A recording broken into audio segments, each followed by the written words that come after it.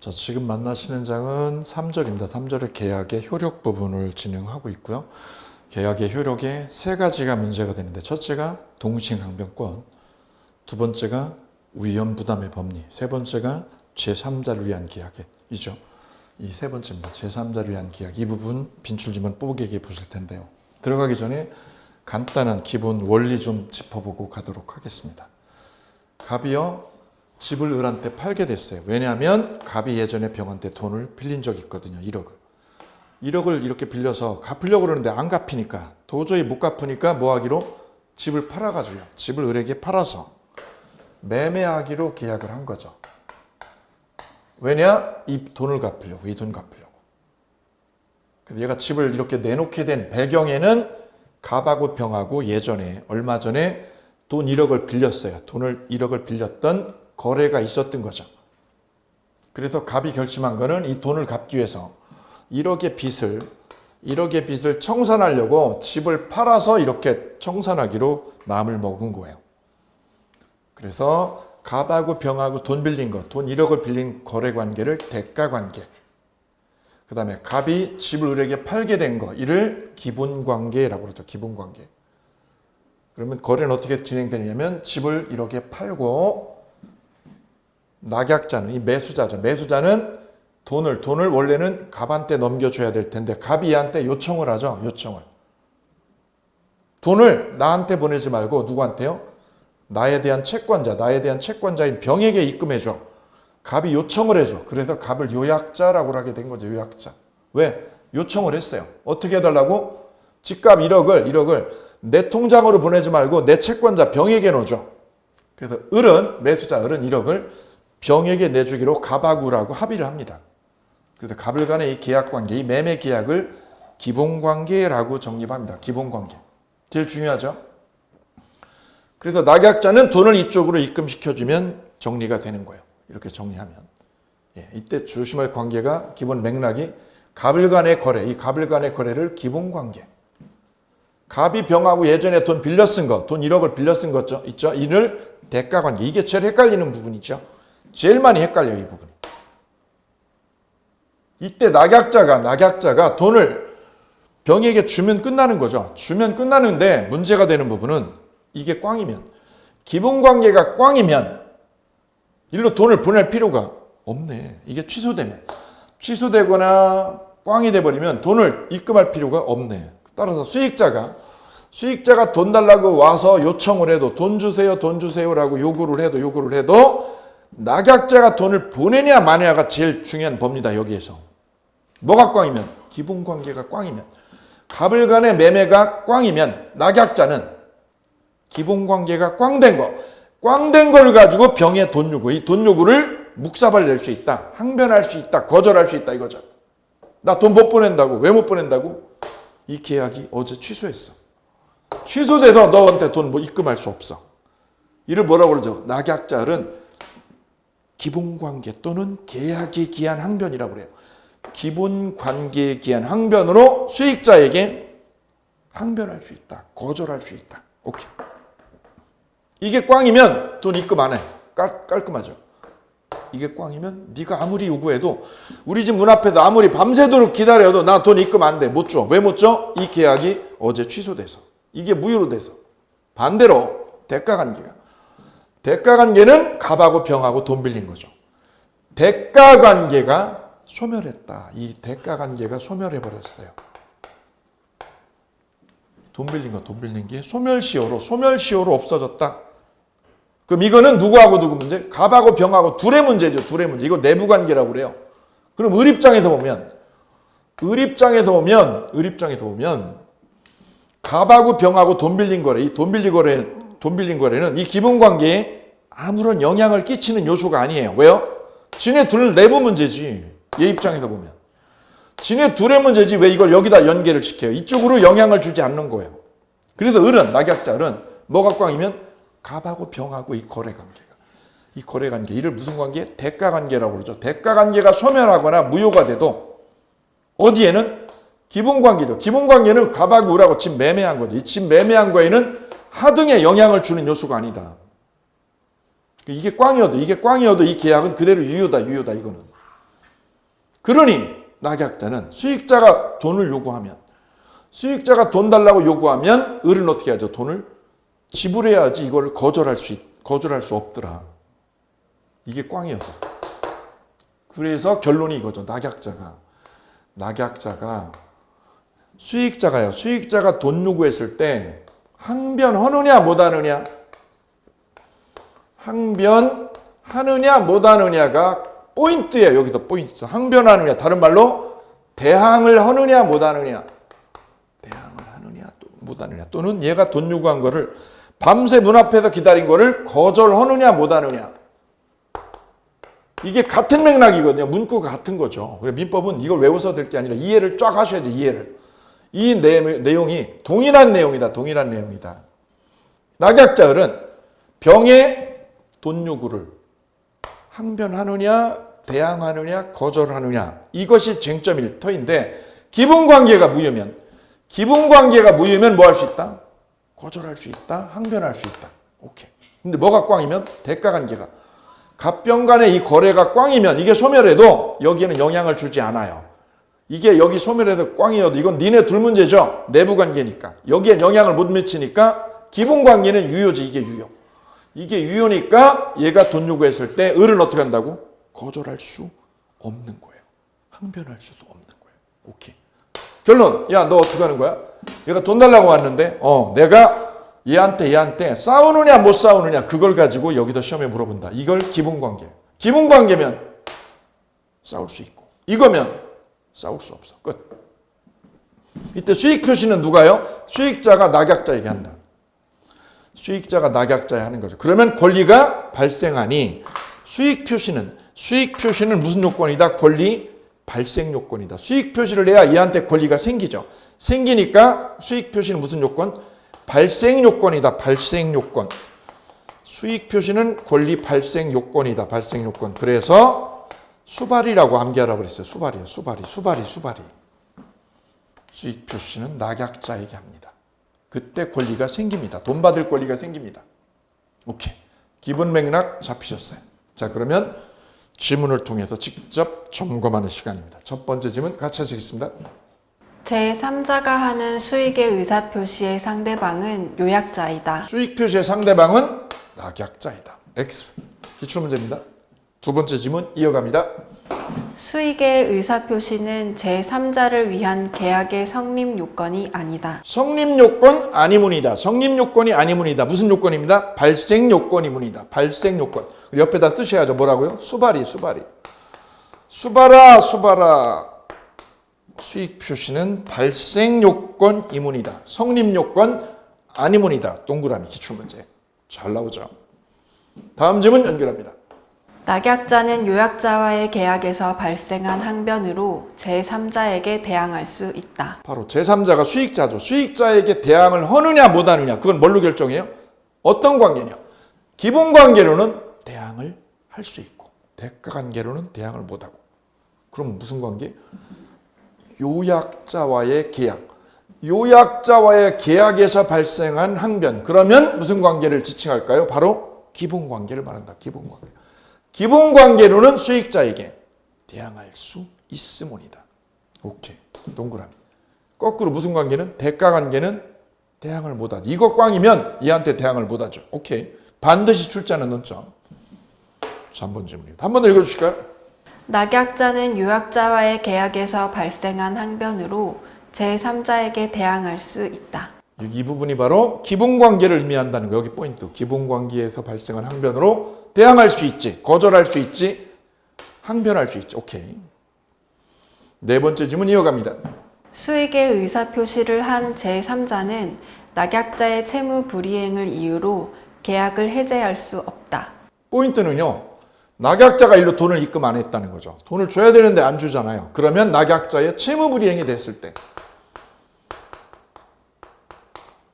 주기로 했잖아. 내가 집 주고 네가 돈 일로 입금하기로. 그런데 이행을 왜 안 하니 너?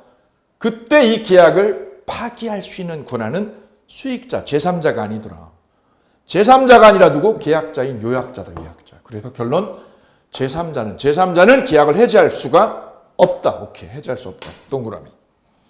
해제도 안 되고 얘가 손해배상이요. 얘가 원상회복돼요. 이 계약 파기하고 원상회복시켜라 이런 권한이 없습니다. 다만 손해배상은 얘한테 치고 들어갈 수 있다. 손해배상. 왜? 얘가 안 줘서.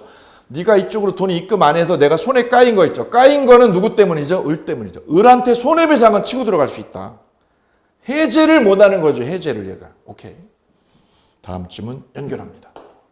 수익의 의사표시를 함으로써 제3자에게 권리가 생긴 후에는 요약자와 낙약자의 합의만으로 그 권리를 소멸시키지 못한다. 포인트는 제3자에게 권리가 생겼어요.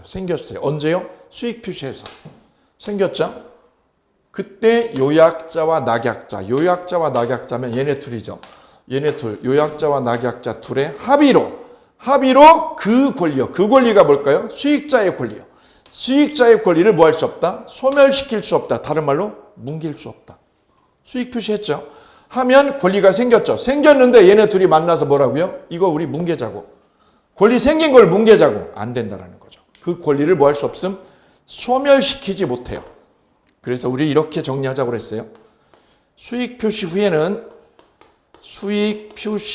한 후에는 뭐를 할 수 없다? 이 기본관계를 뭐 할 수 없다? 둘이 뭐 할 수 없다? 합의로 뭉갤 수 없다. 합의로 변경할 수 없어요. 합의로 뭐 할 수 없어요? 변경 안 됩니다. 뭉개는 거 안 돼요. 합의로 뭐도 안 돼요? 해제도 안 돼. 해제. 뭉개지 말라고 니네 둘이. 이미 권리가 생겨버렸기 때문에. 다만 이 자식이 사기쳤다면 취소는 할 수 있어요. 수익 표시했어도 얘가 사기였다면 계약 자체의 결함을 이유로 이 계약에 결함이 있으니까 계약 뭐 하겠다? 취소시키겠다. 이거는 허용된다라는 거죠. 그래서 수익 표시 후에는 안 되는 거 아니 되옵니다. 뭐가 안 돼? 합의로 변경하는 거 아니 됩니다. 그다음 뭐 하는 건데? 합의로 해지하는 거 안 됩니다. 오케이. 합의로 권리를 뭐 하는 거? 소멸시키는 것도 안 됩니다. 오케이. 이거 기억하실게요. 수익 표시 후엔 합의로 변경, 합의 해제 안 됩니다. 그다음 수익자의 권리를 없애는 거. 이 권리를 없애는 것도 안 된다. 뭉개는 거 안 된다. 결론 합의로 뭐 하는 거? 뭉개는 거. 이렇게 기억하시면 좋을 것 같아요. 합의로 뭉개는 거 아니 되옵니다. 오케이. 다만 취소시키는 거. 이 계약에 결함이 있으면 취소시키는 거는 가능하옵니다. 오케이. 구별 꼭 해주셔야 돼요. 다음 질문 연결합니다. 6번째 질문입니다. 제3자는 계약 체결 당시에 현존하고 있어야 한다. 이 제3자는 이 계약할 때 현존해야 될까요? 없어도 돼요. 태아를 위해서 해도 되죠. 아빠가 곧 태어날 3개월 후에 태어날 우리 태아를 위해서 보험회사하고 보험계약을 하죠. 이때 태아는 아직 현존하지 않잖아요. 현존을 하고 있어야 되느냐? 그거 아닙니다. 5번, 6번 X 지문입니다. 다음 질문. 낙약자의 채무 불이행을 이유로 제3자는 요약자와 낙약자의 계약을 해제할 수 있다. 포인트는 제3자입니다. 이 제3자가 얘가 채무를 이행 안 하면 얘가 와서 이 계약 파기할 권한이 있다고? 없다고. 네가 뭔데 이 계약을 깨냐고. 이 계약을 깨는 권한은 요약자나 낙약자, 계약 당사자인 것이지 제3자가 와서 콩나라 판나라 얘기할 권한이 없더라. 그래서 제3자는 무슨 권한? 해제할 자격이 없습니다. 해제도 안 되고 원상회복도 이 병이 요구할 수가 없더라. 두 가지 꼭 기억하실게요. 제3자는 뭐 할 수 없습니다. 해제권이나 원상회복 청구권이 없사옵니다. 다음 질문 이어갑니다. 낙약자는 요약자와의 계약에 기한 동시 이행의 항변으로 제3자에게 대항할 수 없다. 예, 낙약자는 요약자와 계약을 했죠. 매매 계약을. 그 계약에 기한 항변으로. 그 말은 무슨 뜻이냐면 갑은 을하고 매매 계약을 했어요. 이렇게. 그죠? 돈을 병에게 입금하기로. 이때 갑이 집을 넘겨주면 낙약자는 돈을 입금하면 끝나는 거 아니겠어요? 그런데 갑이 입금을 안 해주면 어떻게 할까요? 을은 똑같이 하는 거죠. 네가 안 준다고? 그럼 난 얘한테 어떻게 할 거야? 돈 못 줘. 똑같이 할 거야. 이를 동시행항변권. 바로 동시행항변권으로 제3자에게 쌈자에게 뭐 할 수 있다? 할 수 있다, 할 수 있다. 없다가 아니라. 무슨 뜻? 지금 못 준다고? 그럼 얘가 돈 달라고 아무리 뗐어도 나 돈 어떻게? 못 준다고 항변할 수 있다. 왜? 동시행항변권이 있으니까요. 그래서 동시행항변권이 이 제3자를 위한 계약에서도 작동하고 있어요. 조금 난이도 있는 거죠. 조금 난이도. 심화과정 되면 쉽고 지금은 조금 어려울 거예요. 한 번 더 읽어볼까요? 같이 가보실까요? 낙약자는 요약자와의 계약에 기한 동시 이행의 항변으로 제3자에게 대항할 수 없다. 대항할 수 있습니다. 다음 질문 같이 보실게요.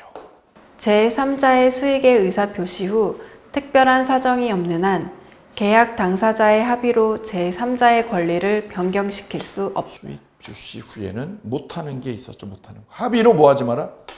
변경하거나 뭉개지 마라. 뭉개면 안 돼. 오케이. 동그라미. 단 뭐는데요? 계약 자체에 결함이 있으면 하자가 있으면 취소해서 엎어버리는 거 돼요. 취소해서 엎어버리는 거. 구별을 꼭 해주셔야 되겠고요. 이어서 10번 질문. 이거는 심화과정에서 보실 논점입니다. 패스할게요. 11번 연결하겠습니다. 수익자는 계약의 해제권이나 해제를 원인으로 한 원상회복 청구권이 없다. 누가요? 수익자.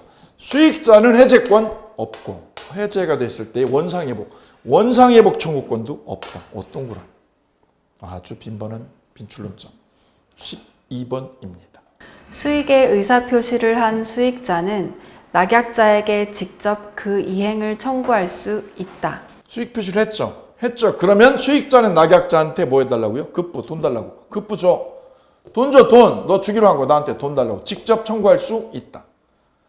그럼 요약자는 뭐라고 그럴까요? 요약자는 얘한테 쫓아가서 뭐라고 그럴까요? 요약자 갑은 야, 돈 보내. 야, 돈 일로 보내. 그거 누가? 갑이 할 수 있죠. 그래서 갑은 을을 찾아가서 뭐라고 그래요? 병에게 돈 입금시키라고. 병은 을에게 가서 뭐라고 그래요? 돈 나한테 달라고. 오케이. 그 갑도 을한테 따질 수 있고요. 병도 을에게 따질 수 있겠네요. 오케이. 이 문제입니다. 13번 다음 질문 연결합니다. 가볼까요? 낙약자는 요약자와의 계약에서 발생한 항변으로 수익자에게 대항할 수 없다. 포인트는 요약자와의 계약. 요약자와의 계약이면 무슨 관계예요? 기본 관계죠. 기본 관계에서 발생한 항변으로 수익자에게 대항하나요, 못하나요? 대항할 수 있죠. 이게 꽝이면 오케이, 대항할 수 있다죠. 있다. X 되겠습니다. 반대로 대가 관계면 대항 못해요. 꼭 구별하셔야 돼요. 시험은 이쪽이 훨씬 더 잘 나와요. 14번 지문 심화과정에다 본론점 패스하겠습니다. 16번 지문입니다. 제3자가 하는 수익의 의사표시의 상대방은 낙약자이다. 29의 문제입니다. 수익 표시는 수익자가 누구한테요? 낙약자에게 합니다. 오케이. 낙약자가 맞죠? 요약자 아니라 낙약자. 17번 지문입니다. 낙약자는 기본 관계에 기한 항변으로 제3자에게 대항할 수 없다. 포인트는 기본 관계죠. 기본 관계면 대항할 수 있다. 거꾸로 뭘로요? 대가 관계로는 대항할 수 없고요. 오케이. X. 18번 지문 연결할게요. 낙약자의 채무 불이행이 있으면 요약자는 수익자의 동의 없이 계약을 해제할 수 있다. 해제를 누가 한다고요? 이게 요약자 맞죠? 요약자냐 수익자냐 여기가 포인트예요. 요약자는 이 계약을 자기가 맺었죠.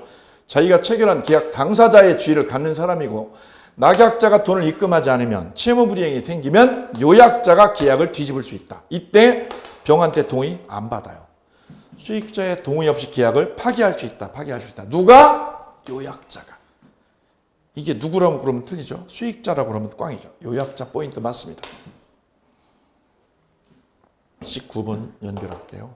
수익자는 계약의 해제를 원인으로 한 원상회복 청구권이 없다. 누가요? 수익자. 수익자는 원상회복 청구를 못합니다. 해제도 못합니다. 왜냐하면 이 계약의 당사자가 아니니까요. 당사자가 아니니까 계약. 해제나 원상회복 청구를 수익자가 못 치고 들어온다. 치고 들어올 수 없더라. 동그라미. 자, 이렇게 해서 제3자를 위한 계약 빈출지문 뽀개기 같이 하셨습니다. 자, 이번에는 계약 총론의 4절이죠. 계약 해제 파트 같이 보도록 하겠습니다. 계약 해제죠. 빈출지문 뽀개기 해제 같이 보시겠습니다. 첫 번째 지문입니다. 이행의 최고는 반드시 미리 일정 기간을 명시하여 최고하여야 하는 것은 아니다. 자, 최고에 관한 논점이죠. 매매 계약이 체결이 되었고 어느 한쪽이요. 예컨대 매수자가 돈을 입금을 못했다. 채무불이행이죠.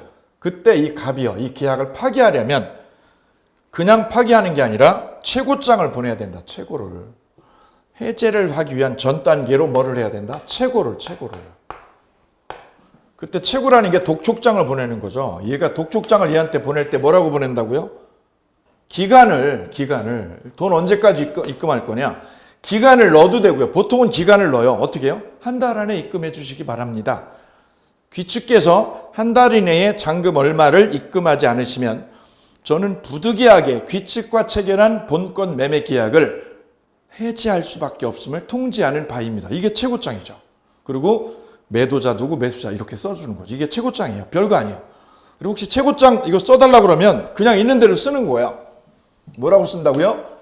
본인은 귀측과 2021년 3월에 본건 X건물에 대한 매매 계약을 체결한 바 있는 바 귀측이 계약금과 중도금을 입금을 했으나 잔금 얼마를 현재 입금을 지연하고 있는 상황입니다. 그대로 쓰는 거예요.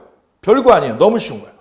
그런데 잔금을 입금하지 않고 있으니 본인은 한 달 이내에 입금을 하지 않으면 계약을 해제 처리하겠다는 것을 통보하는 바입니다. 이게 최고장이다. 기간을 정하는 게 일반적인데 기간을 꼭 넣어야 되느냐? 그건 아니라는 거죠. 기간을 명시해서 최고해야 되는 건 아니다. 어떻게 그러면? 이렇게 하면 되는 거죠. 속히 잔금을 입금 처리해 주시기 바랍니다. 이것도 된다는 거예요. 기간은 없죠. 속히가 언제예요? 속히가 없죠. 기간 안 정해도 된다는 거예요. 그럼 기간을 짧게 해도 돼요? 돼요. 내일까지요. 내일까지 잔금을 입금하지 않으면 해제 처리할 거예요. 이것도 된다는 거예요. 그래서 최고를 할 때 기간을 넣어도 되고 안 넣어도 되고 짧아도 돼요. 세 가지 다 돼. 오케이. 이거 기억 꼭 해주시면 바랍니다. 맞는 지문이 되겠고요. 이어서 두 번째 지문 같이 연결하겠습니다. 가볼까요? 당사자 일방이 정기 행위를 일정한 시기에 이행하지 않으면 상대방은 이행의 최고 없이 계약을 해제할 수 있다. 포인트를 좀 줬어요. 씌우라고. 정기행위라는 거로. 가령 결혼식장에 12시까지 꽃 배달을 해주기로 약속을 했어요. 꽃집하고. 그 꽃집이 꽃을 배달시켜야 되는 시점은 12시까지다. 결혼식 끝나기 전에. 연락을 해보니 출발도 안 했어. 길이 막혀가지고 반도 못 왔다는 거죠. 반도. 예전에 제 여자친구가 우리 와이프는 이거 모를 텐데 바이올린을 했거든요. 바이올린을. 옛날에 바이올린이 지금은 흔하지만 예전에 귀했죠. 근데 바이올린이 주전공이고 부전공이 재즈 피아노였어요. 그래서 결혼식장에 엄청 많이 갔던 거예요. 그래서 용돈 없이 그 재즈 피아노 그거 했던 걸로 결혼식장에 반주해주러 엄청 갔더라고. 그리고 그 당시 엄청 귀하게 대접을 받았어요. 소속사까지 있을 정도로. 그런데 결혼식을 일요일 날 늦어버린 거죠. 12시에 못 가고 늦은 거죠. 그러면 이 우리 정기행위라는 게 그거죠. 일정한 시기에 급부를 이행해 줘야 되는 게 정기행위예요. 12시까지 가다 반주를 해줘야죠. 피아노 반주를. 12시까지 꽃을 배달해 주든가 둘 중에 하나죠. 이게 정기행위인데 그때까지 이행이 안 됐어. 정기행위를 일정한 시기에 이행을 안 했죠. 그럼 상대방은 어떻게 대응해요? 최고할 필요 없어요. 왜요? 시간이 지나버렸죠. 시간이 지난 국면이니까 최고는 무의미하죠. 최고 없이 그냥 어떻게 하면 돼요? 해제로 끝내면 됩니다. 오케이, 동그라미. 이때 해제는 해야 됩니다. 끝낸다고. 뭐를 안 한다는 거죠? 최고를 안 한다는 거. 이거 꼭 기억하시면 되겠습니다. 세 번째 질문 연결하겠습니다. 성질상 일정한 기간 내에 이행하지 않으면 그 목적을 달성할 수 없는 계약에서 여기까지죠. 여기까지가 바로 정기행위를 말해요. 같은 거를 또 다른 국면으로 살짝 흔들어서 물어봤죠. 일정한 기간 내에 이행하지 않으면 목적 달성할 수 없는 계약, 정기행위였죠. 그죠? 연결할게요. 당사자 일방이 그 시기에 이행하지 않으면 해제의 의사표시가 없더라도 해제의 효과가 발생한다. 아까 채굴을 안 하는 거라고 그랬죠. 채굴장을 안 보내는 거지. 해제한다는 거는 의사표시를 해줘야지. 해제 통보를 하는 거죠. 이게 없더라도가 아니라 해제 통보를 해야죠. 의사표시를. 해제 의사표시는 의견을 전달해 줘야 되지. 대신에 뭘 안 하는 거죠? 채굴. 시기가 지나서 12시가 지나서 채굴을 안 한다. 채굴을. 그래서 정기행위 그러면 이걸 이렇게 적어볼게요. 정리를 합니다. 동그라미를 하시고 구별하실 것. 어떻게 구별? 채굴가 필요 없다. 채굴은 없으나 뭐를 해야 된다? 해제 통보죠. 해제한다는 통보. 통보는 해줘야지. 끝낸다고. 너하고 계약 끝낼 거야. 왜 12시까지 와서 아무것도 안 해? 채굴가 필요 없사옵니다. 구별을 꼭 해주실 것. 이것도 기출문제가 되겠습니다. 3번 지문 정기행위. 2번하고 3번 같은 맥락이죠. 이어서 4번 지문 연결합니다. 당사자의 쌍방이 수인인 경우 계약의 해제는 그 1인에 대하여 하더라도 효력이 있다. 자, 이 집주인이 매수자하고 매매 계약을 이렇게 체결했을 때 이게 한 사람이 아니라 이 계약자가 이 집 소유자가 공동명의라서 A, B, C 세 사람의 공동명의로 돼 있어요. 근데 을이 돈을 안 내고 있어. 잔금을 지연하고 있어요. 그때 해제를 하려면 어떻게 되느냐? 해제를 하려면 전원이 하라는 거죠. 전원이. A, B, C 세 사람 전원이 다 해제한다고 통보를 해야 된다. 왜 그러냐? 가령 이걸 전원이 하지 않게 되면 A는 해제한다고 그러고 나 해제할 거야. C는 해제 안 할 거야. 그럼 어떻게 되는 거예요? 이게 서로 계약이 분열이 되죠. 해제한다는 놈 해제 안 한다는 놈 분열이 되죠. 그럼 계약은 어떻게 되는 거예요? 분열적 거래가 생기죠. 그래서 이걸 막으려고 어떻게 하라는 거예요? 하려면 다 해. 다. 너도 다 해제한다고 그래야지. 한 사람만 하면 안 된다는 거죠. 한 사람. 그리고 이쪽도 만약에 똑같이요. D, E, F 이쪽도 세 사람이다 매수자가. 그러면 전원한테 통보를 다 해줘라. 근데 여기에 1인한테요. 1인한테 했죠. 여기가 틀렸죠.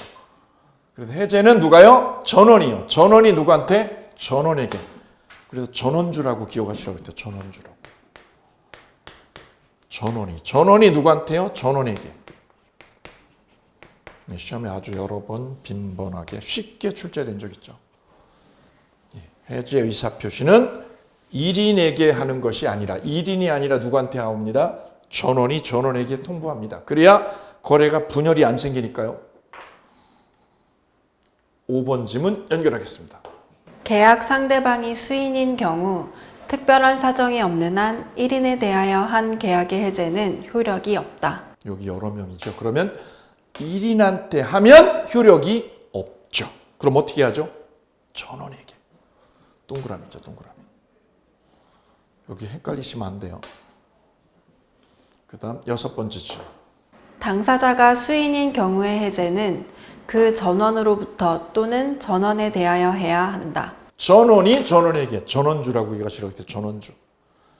동그라미. 그 다음 7번째 지문 같이 가실게요. 계약의 상대방이 여럿인 경우 해제권자는 그 전원에 대하여 해제권을 행사하여야 한다. 또 나왔죠. 이게 다 연속해서 기출문제거든요. 그래 기출문제는 한번 딱 뚫어내면 어떻게 변형해도 민법은 다 맞출 수 있어요. 전원이 누구한테? 전원에게. 오케이. 동그라미. 8번째 질문 보실게요. 해제를 위하여 최고를 요하는 것은 이행지체인 경우이다. 그죠. 최고를 꼭 해야 되는 건 언제예요? 이행지체일 때다. 지체. 반면에 이행불능일 때는 이 건물이 불나버리면 얘가 계약 깰 때 최고를 할 필요가 없죠. 왜요? 불이 나서 이행이 불가능한데 무슨 최고장을 보내나. 그죠? 불능일 때는 최고가 필요 없다. 또 미리 거절했을 때. 가령 갑이 뭐라고요? 나 다음 달까지 등기 못 넘겨줘. 못 넘겨주니까 배째 네 맘대로 해. 라고 하면 미리 거절했죠. 그때 을은 최고장 없이 계약 파기할 수 있다. 미리 거절일 때. 이행불능이거나 미리 거절이거나 정기행위일 때. 그래서 이행 뭐일 때요? 불능 써보실게요. 그 다음 미리 거절일 때. 정기행위도 있죠. 정기행위도 최고가 필요 없어요. 그리고 미리 거절했을 때.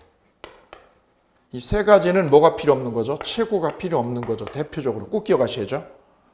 약정해제도 마찬가지입니다. 약정해제까지. 그래서 이렇게 이정미라고 기억해 두셔도 좋고 이거 그대로 암기하셔도 좋습니다. 어쨌거나 채굴을 안 하는 경우가 세 가지가 있다. 세 가지. 이건 꼭 챙기실 것. 채굴을 해야 되는 거는 지연할 때, 지체일 때만. 다음 10번째 질문 같이 가시겠습니다. 10번째, 11번째 패스예요. 패스한 거는 기본 이론에서 다루기 어렵기 때문입니다. 심화 과정에서 다룰 내용들이라는 점. 12번 연결할게요.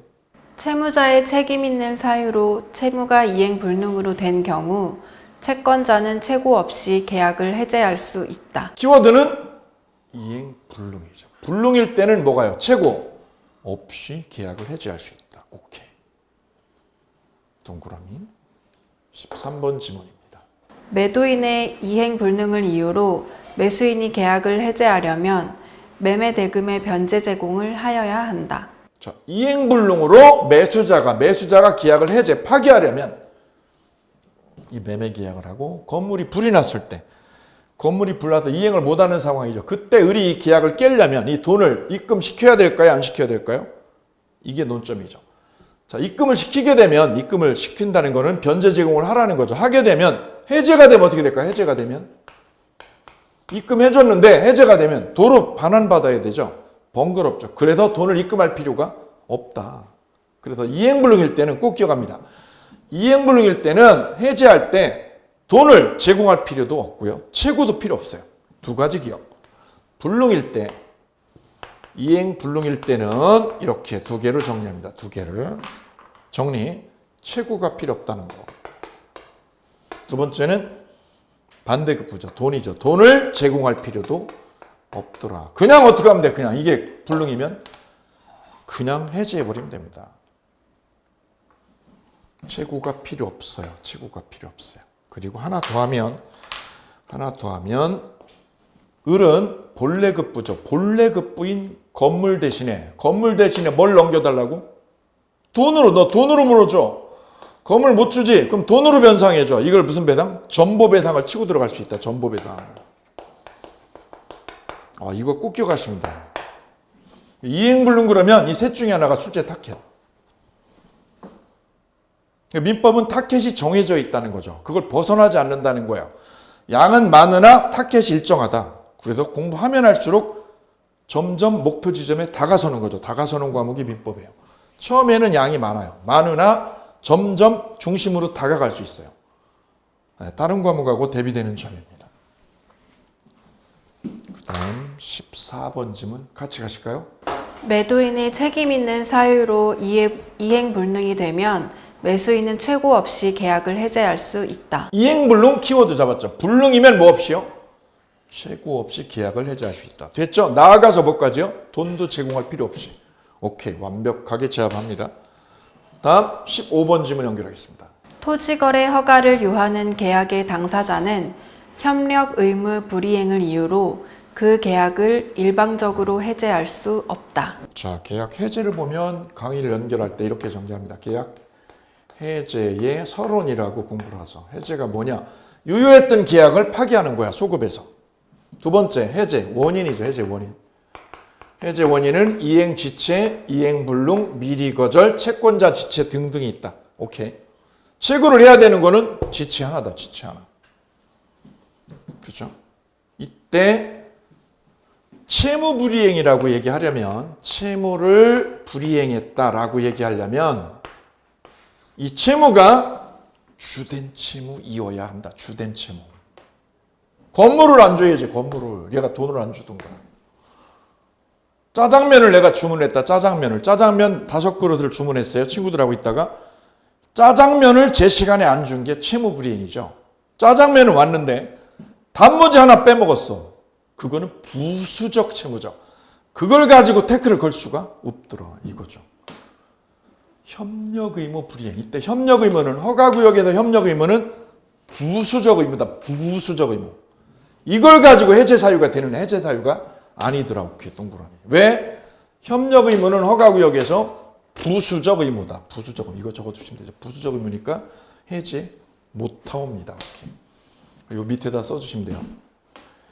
짜장면은 갖다 주고 단무지 안 줬을 때 부수적 의무 위반이다.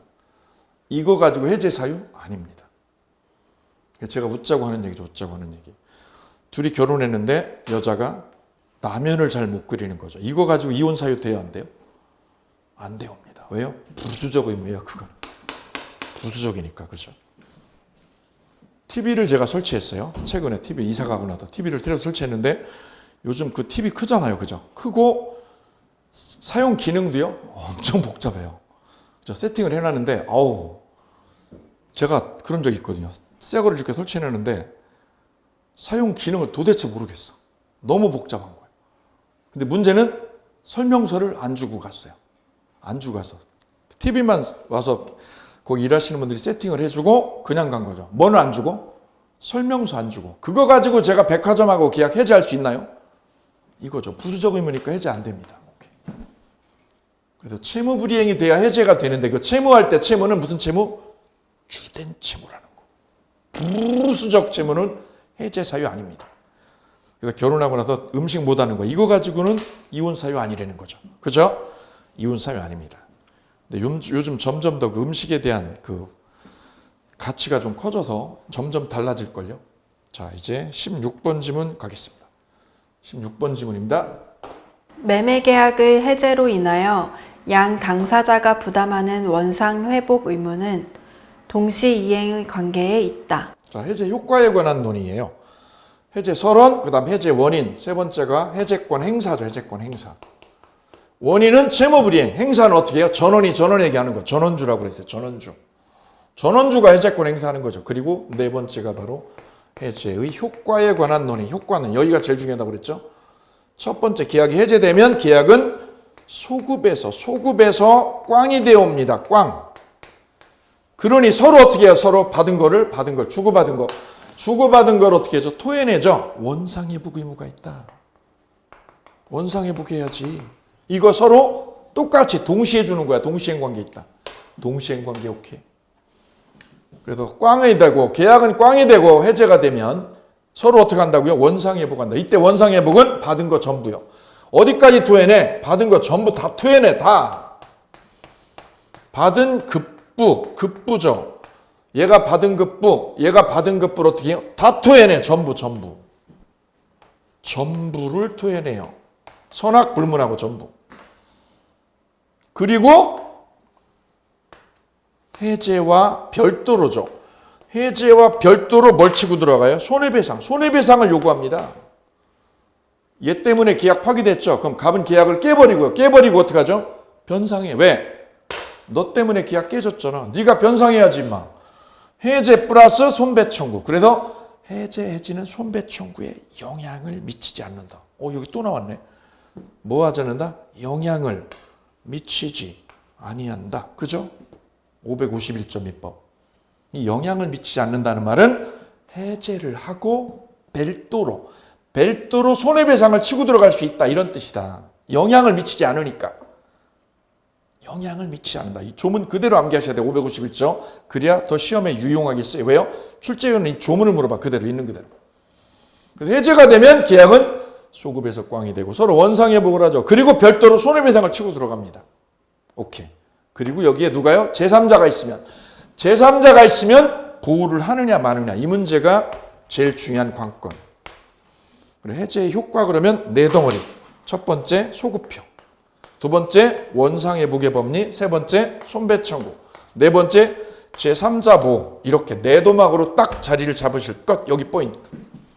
그러면 17번 연결합니다. 17번 지문. 가볼까요? 계약의 해제 또는 해지는 손해배상의 청구에 영향을 미치지 않는다. 해제나 해지는 무슨 청구에? 손해배상 치고 들어가는 거에 뭐 하지 않는다? 영향을 미치지 않는다. 조문 그대로. 민법 551조 그대로. 우리 시험에 10번 이상 출제가 됐었어요. 해제만 그래요? 해지도 그래요? 해제도 그렇고 해지도 똑같아요. 오케이. 이어서 18번 지문 달려갑니다. 계약 해제의 효과로 19번이네요. 죄송합니다. 19번입니다. 18번은 건너뛰었어요. 왜냐하면 심화과정에서 다룰 거라는 거죠. 19번입니다. 계약 해제의 효과로 반환할 이익의 범위는 특별한 사정이 없으면 이익의 현존 여부나 선의 악의를 불문하고 받는 이익의 전부이다. 그죠. 이익이 현존하느냐 안 하느냐 선악을 불문해요. 불문하고 어디요? 받은 급부 전부죠, 전부. 전부 다 토해내, 전부. 선이든 악이든 다 토해내는 거야. 왜? 왜 그래? 계약이 꽝 됐잖아. 받은 것부 전부 여기 포인트, 요거 함정, 선악 불문의 함정 밑줄이요. 오케이. 19번 마무리됐고요. 이어서 24번으로 점프했어요. 그 말은 중간에 있는 거 심화가정 문제라는 거죠. 가볼까요? 중도금을 지급한 부동산 매수인도 약정 해제 사유가 발생하면 계약을 해제할 수 있다. 자, 여기는 중도금을 이미 넣었죠. 중도금을 넣었는데 무슨 사유가 생겼을 때요? 약정 해제라는 게 여기 논의의 포인트네. 약정 해제 사유가 생기면 해제가 되느냐 안 되느냐 이거죠. 가령 갑과 을이 매매 계약을 하면서 이렇게 매매 계약을 하면서 특약을 넣었어요. 특약을. 그 특약을 이런 걸 넣었다는 거죠. 특약은. 그 특약은 무수히만이 여기다 삽입을 할 수 있죠. 이렇게 무수히만이. 그 특약 중에 어느 하나를 어떻게 하면 위반했어. 이를 무슨 해죠? 약정 해제라고 하는데 특약 사유를 어느 하나를 위반했을 때 특약 중에 어느 하나를 위반했을 때 계약을 파기하는 거를 약정 해제라고 한다. 이때는 얘가 중도금을 넣었어도요. 넣었어도 뭐를 어기면 특약을 위반하면 계약 파기가 됩니다.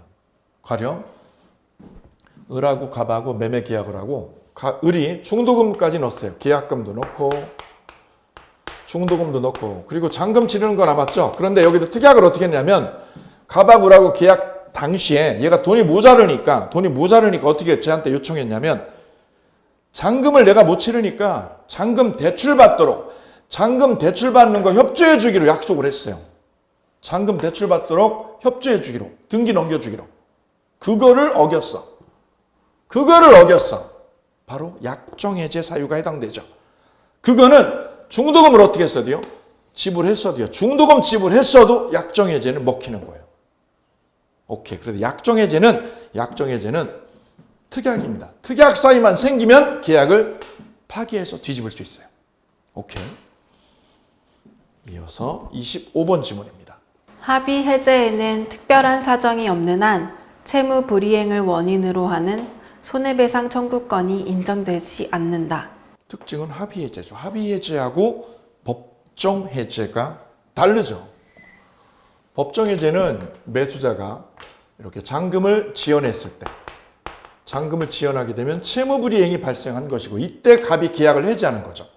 갑이 해제하고 이한테 손해배상을 이렇게 치고 들어오게 되죠. 이게 법정 해제죠. 해제할게. 왜? 잔금 입금 안 했잖아. 그리고 어떻게 해요? 얘한테 그 원인 제공을 누가 했냐? 네가 했지, 네가. 그래서 나는 해제하고 너한테 손해배상을 치고 들어갈 거야. 그래서 해제하고 손배 청구할 수 있다는 말이 이문맥이죠. 이게 법정 해제죠. 그런데 합의 해제는 다르다. 합의 해제는 집을 10억에 이렇게 10억에 매매 계약을 하기로 했다가 어떻게 하는 거죠?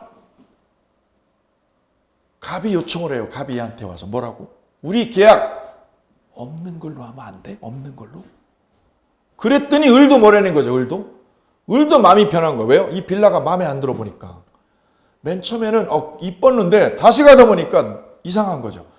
을도 그래 속으로 아유 이 계약 깨졌으면 좋겠네라고 기다리고 있었는데 얘가 와서 요청을 한 거죠. 뭐 하자고요? 합의 해제하자. 합의 해제합시다 라고 뭐를 한 거죠? 요청을 했어요. 요청을 청약이라고 그러죠.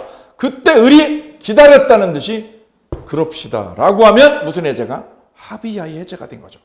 합의 해제가 된 거는 얘 채무불이행하고 무관하기 때문에 이쪽에서 손해배상을 치고 들어갈 수 없다. 결론. 법정해제와 합의해제는 이게 다르다. 법정해제와 합의해제. 법정해제는 손해배상을 치고 들어갈 수 있죠. 그런데 합의해제는 손해배상을 못 치고 들어갑니다. 이 점에서 확연한 대비점. 아주 여러 번 출제가 됐죠. 이어서 26번 질문. 계약이 합의 해제된 경우 특별한 사정이 없으면 채무 불이행으로 인한 손해배상을 청구할 수 없다. 합의해제는 손해배상 못 엮어요. 이어서 27번 질문. 매매대금 채권이 양도된 후 매매계약이 해제된 경우 그 채권의 양수인은 해제로 권리를 침해당하지 않는 제3자에 해당하지 않는다. 포인트가 되는 거는요. 매매대금 채권이 양도됐다는 거죠. 채권 양도 여기 별표하실게요. 그때 그 채권을 뭐 한 사람? 넘겨받은 양수인은 해제로 권리를 침해당하지 않는 제3자에 해당되느냐 안 되느냐, 즉 제3자로 보호를 받느냐 못 받느냐, 이 부분이죠. 자, 이 부분 그림으로 기억을 꼭 해두십니다. 이렇게요. 이렇게 하시면 머릿속에 한꺼번에 쫙 엮여 들어갈 거예요. 쉽게 정리해드립니다. 많이 힘들어하고 많이 막혀하고 어려워하는 주제죠. 매매 계약을 하고 A가 가지고 있는 빌라를 B에게 매매로 팔았다. 그리고 빌라 이전 등기를 B에게 쳐줬어요. 매수자한테 빌라를 이전 등기를 쳐줬어요. 예. 그 매도인은 빌라를 넘겨주고 대가로 뭐를 받게 되죠? 매매대금 채권을 받게 되죠. 대금 채권. 집한 돈. 대금 채권 1억 있어요. 이 채권 1억을 매매로 받게 되는 채권이라고 그러죠. 이거는 집을 넘겨줬을 때 받는 거죠. 집을 넘겨주고 채권 1억을. 이때 문제는 이 매도인도 비투성이고 매수인도 비투성이죠. 두 놈 다 비투성이죠. B2입니다. B2. 얘도 빚이 엄청 많아. B는 누구한테요? C한테 돈을 빌렸어. 5억을. A는 D한테 돈을 빌렸어요. 얘가 채권자. A에 대해서는 D가 채권자고요. B에 대해서는 C가 채권자입니다. 얘도 빚쟁이가 된 거죠. 이때 이 채권자 C가 얘한테 돈 갚으라고 해도 얘가 갚을 돈이 없다고 그랬죠. 근데 최근에 조사를 해보니 얘 앞으로 뭐가 돼 있죠? 빌라가 등기가 딱 걸려있네. 빌라가. 그래서 C가 어떻게 했어요? 얘가 돈 없다는 저 자식 앞으로 빌라 등기가 쳐져 있으니까 여기다가 가압류를 냅다 걸었다. 가압류를 걸었다 또는 가처분을 걸었다. 어디다 걸었어요? 이전 등기된 빌라에다가. 그럼 이 등기부에 C 앞으로 뭐가 떠요? 가압류나 가처분 등기가 뜨죠. 이 상태에서 이 매매 계약이 깨지면, 파기가 되면 C의 가압류 또는 가처분은 계약이 해제가 됐을 때, A, B 간의 매매가 해제가 됐을 때 보호될까요? 안 될까요? 즉 C의 가압류나 가처분은 이 계약 해제로 침해를 당할까요? 안 당할까요? 이 문제죠. 침해당하지 않습니다. 왜요? 등기된 집이죠. 등기된 빌라에다가 가압류나 가처분을 치면 이때는 보호받는 제3자다. 제3자로 보호를 받아요. 해제가 되든 말든 이 가압류나 가처분은 영향을 안 받아. 보호된다 이거죠. 어디다? 등기된 집에다 치면. 아니면 등기된 집을 임대를 얻고요. 여기다 임대를 얻고 전입신고해야 돼요. 임대 얻고 뭐 했다고? 전입신고했죠. 그러면 대항력을 갖춘 거죠. 이것도 보호돼요. 똑같아요. 그런데 말이죠. A는 채권을 받을 사람이죠. 채권에다가 D가 가압류를 걸었다. 가처분을 걸었다. 이 채권 넘기지 말라고. 가압류를 어디다 걸었다? 채권에다 가압류 걸었다. 가처분이요. 처분금지 가처분을 여기다 걸었다. 어디다? 채권 못 빼돌리게. 그랬다가 계약이 해제가 되면, 이 계약이 깨지면 이 가압류는 가처분을 보호를 못 받아요. 이쪽에 있는 C는 등기된 부동산에 가압류나 가처분을 걸었을 때 보호되는 제3자인 반면 어디다? 채권에다가 가압류를 걸거나 채권을 가처분 걸면 해제가 됐을 때 보호를 전혀 못 받는다는 거죠. 그러면 이 채권을 얘가 어떻게 했다면 넘겨받았다. A가 받을 돈 1억을 D가 넘겨받았죠. 그럼 채권을 뭐 한 사람? 양수인이죠. 채권을 양수받았어. 넘겨받았어. 네가 받을 돈 나한테 넘겼죠. 그때 계약이 해제가 되면 채권을 넘겨받았죠. 똑같이 보호한대요. 바로 이 부분. 매매대금 채권이 양도된 후 계약이 파기된 경우 그 채권의 양수인, 포인트는 채권이죠. 채권. 그 양수인은 권리를 침해당하지 않는 제3자에 해당 안 됩니다. 보호를 못 받습니다. 오케이. 어디에? 채권에 가압류 걸은 사람 보호 안 돼요. 등기된 집에 가압류 걸은 오른쪽은 보호돼요. 여기는 보호되고 여기는 보호되지 않습니다. 이 맥락을 잘 구별하실 것. 여기가 해제에서 제일 중요한 포인트입니다. 자, 28번 연결할까요?